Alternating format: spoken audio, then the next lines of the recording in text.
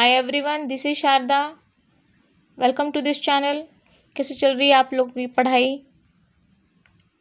So today in this session we will move to the inequality part 2 and we will go from zero to hero concept.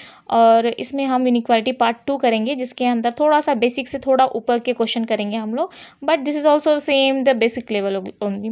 तो देखते हैं इसमें क्या दिया है। द फर्स्ट क्वेश्चन इज कि L is greater than I equal to N is greater than P is greater than ये हमारा इक्वेशन है, यानी कि स्टेटमेंट है।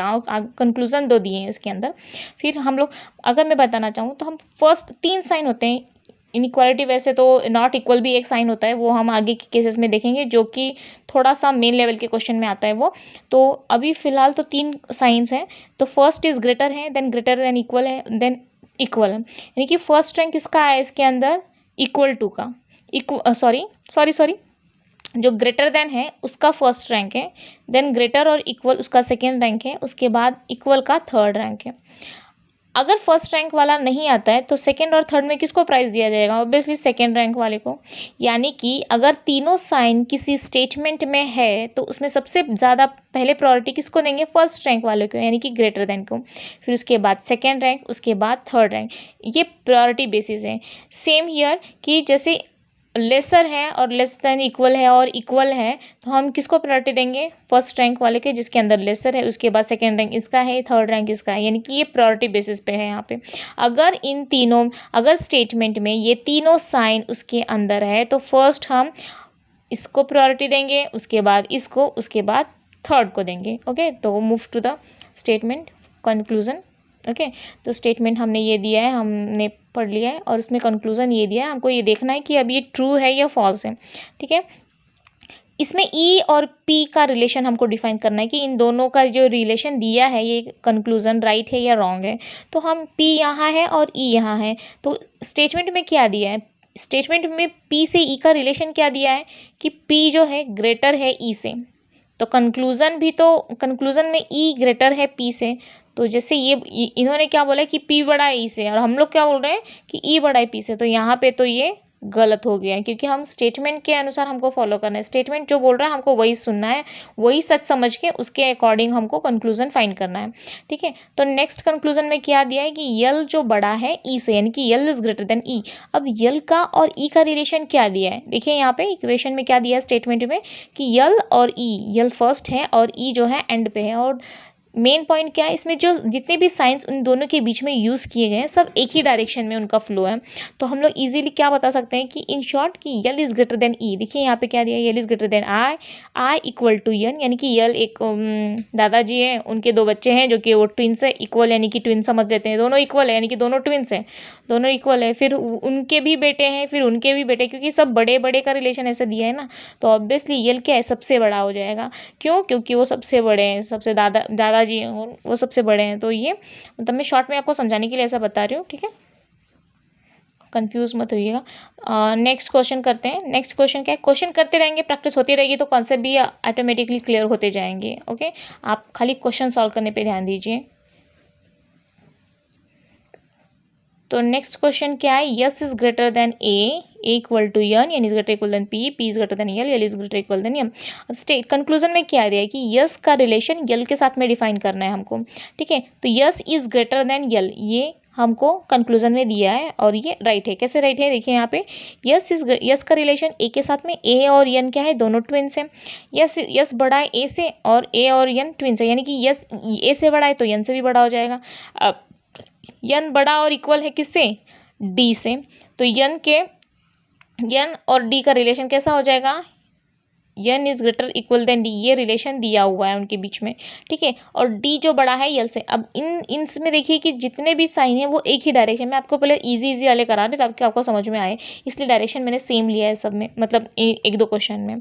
तो इस सब में क्या दिया है कि डायरेक्शन जो है एक ही डायरेक्शन में, साइन जो है एक ही डायरेक्शन में फ्लो कर रहा है, यानी कि इसमें थोड़ा सा कन्फ्यूजन, कुछ भी कन्फ्यूजन नहीं होगा आपको।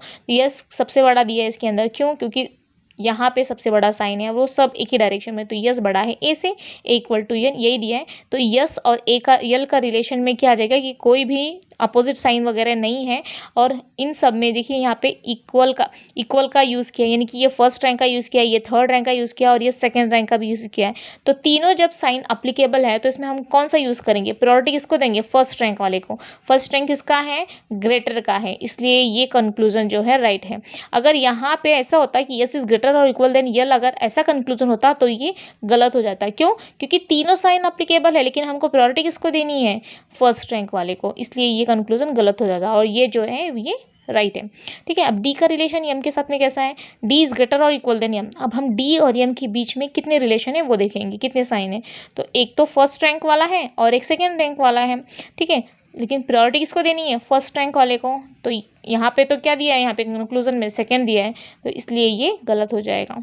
ठीक है, यन और यल के बीच में रिलेशन क्या है, यन यहाँ पे है, यल यहाँ पे। यन और यल के बीच में देखिए एक तो फर्स्ट रैंक वाला है और एक सेकेंड रैंक वाला है यहाँ पे, तो किसको प्रायोरिटी देनी है, फर्स्ट रैंक वाले को।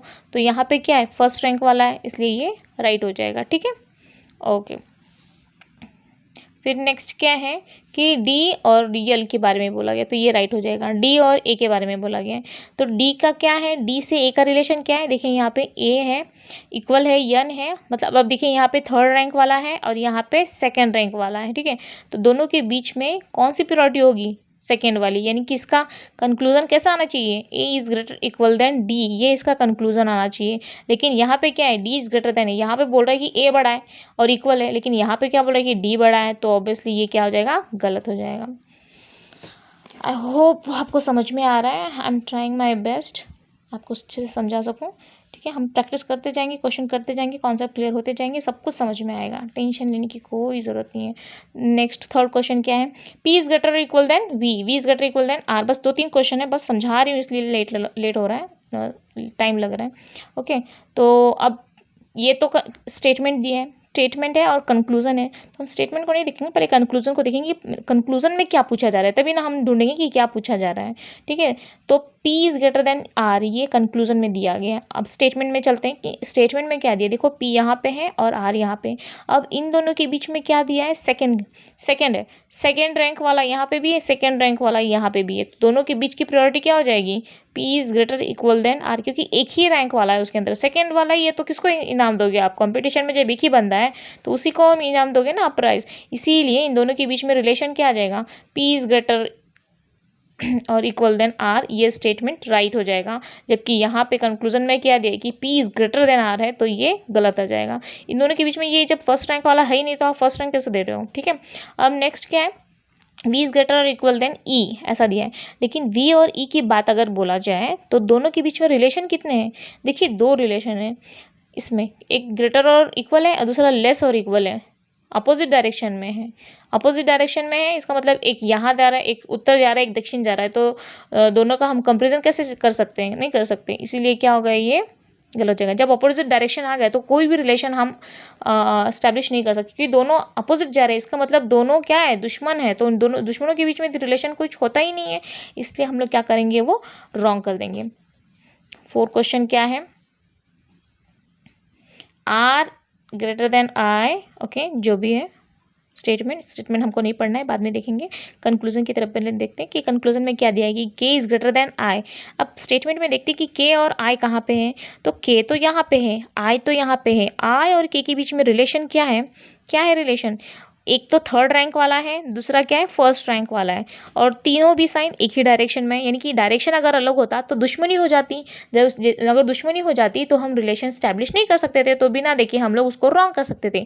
लेकिन यहाँ पे जो एक तो थर्ड रैंक वाला है, दूसरा फर्स्ट रैंक वाला है, तो दोनों के बीच में और सब क्या एक डायरेक्शन में है, तो हम क्या स्टैब्लिश कर सकते हैं रिलेशन, तो कौन सा रिलेशन आएगा, फर्स्ट रैंक वाला, क्योंकि प्रायोरिटी फर्स्ट रैंक वाले को मिलनी चाहिए। ठीक है, तो यहाँ क्या हो जाता है कि आई इज ग्रेटर देन के, ये हो जाता। ठीक है, क्योंकि यहाँ पे देखिए यहाँ पे कि I is greater, I equal to N है, ओके, दोनों भी बराबर है, और एन बड़ा है पी से, एन बड़ा है पी से, यानी कि आई भी बड़ा हो जाएगा पी से, और पी बड़ा है के से, यानी कि इनडायरेक्टली क्या आ जाएगा कि आई बड़ा हो जाएगा पी के। लेकिन यहाँ पे कंक्लूजन में क्या दिया है, के इज ग्रेटर देन आई दिया है, लेकिन यहाँ पे हमको सोल्यूशन जब हम निकाल रहे तो क्या आ रहा है कि आई इज ग्रेटर देन के, इसीलिए ये गलत हो जाएगा। ठीक है, ये कंक्लूजन गलत, अगर ऐसा होता तो ये राइट हो जाता। नेक्स्ट क्या दिया है कि आर इज ग्रेटर देन के। आर इज ग्रेटर देन के, आर और के बीच में क्या रिलेशन दिया है, देखिए यहाँ पे आर और के बीच में दो ही रिलेशन है, एक तो ग्रेटर है और दूसरा इक्वल है, यानी कि एक फर्स्ट रैंक वाला है और दूसरा थर्ड रैंक वाला है। और सारे आर और के बीच में जितने भी डायरेक्शन है सब एक ही, जितने भी साइन है एक ही डायरेक्शन में जा रहे हैं। अपोजिट रहता तो हम दुश्मनी निकाल लेते, जैसे कि रिलेशन नहीं कर सकते थे, लेकिन एक ही डायरेक्शन में है इसलिए हम लोग रिलेशन डिफाइन कर सकते हैं। और कौन सा रिलेशन होगा, एक तो फर्स्ट रैंक वाला है और दूसरा थर्ड रैंक वाला है, तो कौन सा रैंक होगा, फर्स्ट रैंक होगा, तो आर इज ग्रेटर देन के आना चाहिए, तो ये क्या आ जाएगा, राइट आ जाएगा। और थर्ड क्वेश्चन क्या दिया है, थर्ड कंक्लूजन में क्या दिया है, Z is greater then P दिया है।